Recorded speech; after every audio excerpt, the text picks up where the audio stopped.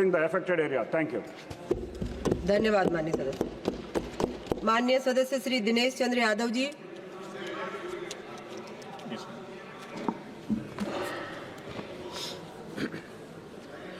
धन्यवाद सभापति जी।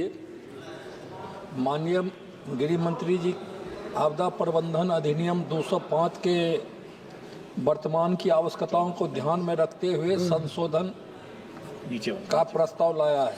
यह प्रस्ताव दिसंबर 2011 में गृह मंत्रालय द्वारा गठित टास्क फोर्स के सिफारिशों के आधार पर लाया गया है। साथ ही मई 2020 में गठित विशेषज्ञ समिति एवं 15वें वित्त आयोग की सिफारिशों को भी आधार बनाकर बनाया गया है। मुख्य संशोधन धारा 2, धारा 3 और 5, धारा 6 में कुछ नए धाराओं को समावेश एवं अन्य कई धाराओं में संशोधन का प्रस्ताव है। शब्दों को सरलीकरण के लिए नई परिभाषाओं का उल्लेख भी किया जा रहा है। मैं समझता हूं कि संशोधन से आपदा प्रबंधन कानून और सशक्त एवं सक्षम होगा। सभापति जी, अपने देश में प्राकृतिक और मानव निर्मित बड़ी बड़ी आपदाओं का खतरा बना रहता है। समुद्री किनारे के लोगों को हमेशा प्राकृतिक आपदाओं, चक्रवात और सुनामी का सामना करना पड़ता है। देश के करीब 58.6% भूभाग बहुत अधिक तीव्रता वाले भूकंप जोन में आता है। अतः यह एक बड़ा खतरा हमेशा बना रहता है। देश में खेती योग्य भूमि का करीब 12% बाढ़ और नदियों के कटाव से प्रतिवर्ष खतरा झेलने के लिए मजबूर है और इसका अधिकांश भाग मेरे बिहार राज्य में है। मेरे संसदीय क्षेत्र में तो कोसी नदी का प्रकोप प्रतिवर्ष लाखों लोगों के लिए जान माल की क्षति का कारण बना रहता है। इसी प्रकार पहाड़ी क्षेत्रों में भारी वर्षा एवं भूस्खलन का खतरा रहता है। खेती योग्य जमीन का करीब 68% भाग सूखे के खतरों का सामना करने की स्थिति में आ जाता है। अब तो ग्लोबल वार्मिंग एक मुख्य खतरे की घंटी बजा रही है और यह तो विश्वव्यापी खतरे को अभी से लोगों को सचेत कर रही है। सभापति जी, कानून में संशोधन से राष्ट्रीय आपदा प्रबंधन प्राधिकरण को सशक्त बनाकर एक शहरी आपदा प्रबंधन प्राधिकरण की स्थापना का प्रस्ताव है। केंद्र और राज्य को आपदा प्रबंधन संबंधी योजना तैयार करने का अधिकार दिया जा रहा है। देश में सभी बड़ी विकास योजनाओं में आपदा प्रबंधन कार्यकर्ताओं को शामिल करने का भी प्रस्ताव है। एक डेटाबेस बनाकर लोगों को जागरूक करने का भी काम किया जाएगा।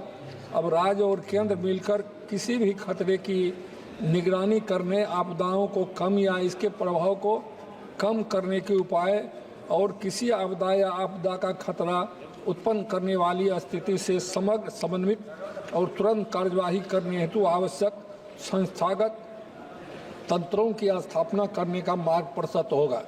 सभापति जी, यह देखा गया है कि किसी भी आपदाओं से आर्थिक और सामाजिक रूप से कमजोर वर्ग सबसे गंभीर रूप से प्रभावित होते हैं। इन कमजोर वर्गों में वृद्धजन, महिलाएं, बच्चे, बेसहारा महिलाएं, अनाथ हुए बच्चे और निःशक्त व्यक्तियों पर आपदा का प्रभाव अधिक पड़ता है। माल मवेशी एवं खेतीबाड़ी और अन्य आधारभूत ढांचे पर भी प्रभाव पड़ता है। मेरा कहना है कि इस प्रभावित वर्गों को अधिक ध्यान में रखकर योजनाएं बनाने की आवश्यकता है। सभापति जी, मैं बिहार से आता हूं और इस चर्चा में बिहार के बारे में चर्चा करना आवश्यक हो जाता है। उत्तरी बिहार में सहरसा, सुपौल, मधेपुरा, खगड़िया, पूर्णिया, अररिया, किशनगंज, कटिहार, सारण, गोपालगंज, वैशाली, शिवहर, समस्तीपुर, दरभंगा, मधुबनी बाढ़ से सर्वाधिक प्रभावित जिले हैं, जबकि दक्षिण बिहार के अधिकांश जिले सूखे से प्रभावित रहते हैं। यह समस्या प्रतिवर्ष आती है। बिहार राज्य के 94,160 वर्ग किलोमीटर के कुल क्षेत्रफल के 68,800 वर्ग किलोमीटर भूमि क्षेत्र का 73% हिस्सा बाढ़ के लिए कमजोर है। देश में बाढ़ से कुल क्षति का लगभग 40% हिस्सा बिहार में आता है। देश में कुल बाढ़ प्रभावित आबादी का 22.1% बिहार राज्य में स्थित है। उत्तर बिहार में 5 प्रमुख नदियां कोसी, महानंदा, बागमती, बूढ़ी गंडक और गंडक नदी जो बाढ़ के लिए अति संवेदनशील है और इन नदियों का उद्गम नेपाल है। दरअसल बिहार में बाढ़ से क्षति में सबसे बड़ा योगदान कोसी नदी का ही रहता है। इसी साल नेपाल के हिमालय क्षेत्र से में अत्यधिक बारिश होने से कोसी नदी उफान पर आ गया। बड़ा क्षेत्र में अत्यधिक पानी होने से एकाएक लगभग 7 लाख क्यूसेक पानी छोड़ना पड़ा। यदि पानी नहीं छोड़ा जाता तो भीमनगर का बैरेज ही कोलैप्स हो जाता। नतीजा यह हुआ कि रातों रात दोनों तटबंधों के बीच रह रहे लोगों के घर में 5 से 6 फीट पानी घुस गया। गनीमत यह रही कि 12 घंटा पूर्व से ही जिला प्रशासन ने लोगों को घर से निकलने का आगाह कर रहा था, चेतावनी दे रहा था, इसलिए लोग ऊंचे स्थान पर चले गए। अंत पश्चिमी तटबंध टूटने से पानी का बिखराव हो गया। सदस्य कंप्लीट नेपाल करिए। में बारिश की कम हो गई, नहीं तो हमारे क्षेत्र के सहरसा, मधेपुरा, सुपौल जिला में भारी जान माल की क्षति होती। यह और बर्बाद ही हो जाता। उन लोगों के बाढ़ का पानी आने से कोसी नदी में इतना गाद आ जाता है कि पानी नदी का सतह ऊंचा हो जाता है और प्रत्येक साल बाढ़ का प्रकोप बना रहता है।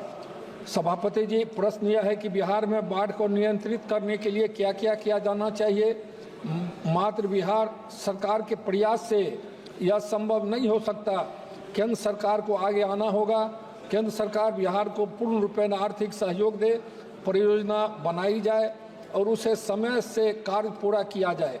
यहाँ 2 देशों की बात है। केंद्र सरकार को नेपाल से बात कर समुचित समाधान निकालना होगा, नहीं तो हर वर्ष बिहार बाढ़ की विभीषिका को झेलने के लिए मजबूर होता रहेगा। अंत में मैं एक बात और कहना चाहता हूँ कि आपदा प्रबंधन के लिए 15वें वित्त आयोग बिहार को 14वीं वित्त आयोग की अनुशंसा के 4 गुना राशि देने की बात की थी। यह लंबित है। केंद्र सरकार बिहार को उनके हक और समाधान के लिए समुचित धन मुहैया कराए। इन्हीं शब्दों के साथ में बिल का समर्थन करते हुए अपनी बात समाप्त करता हूं। धन्यवाद। धन्यवाद माननीय सदस्य। माननीय सदस्य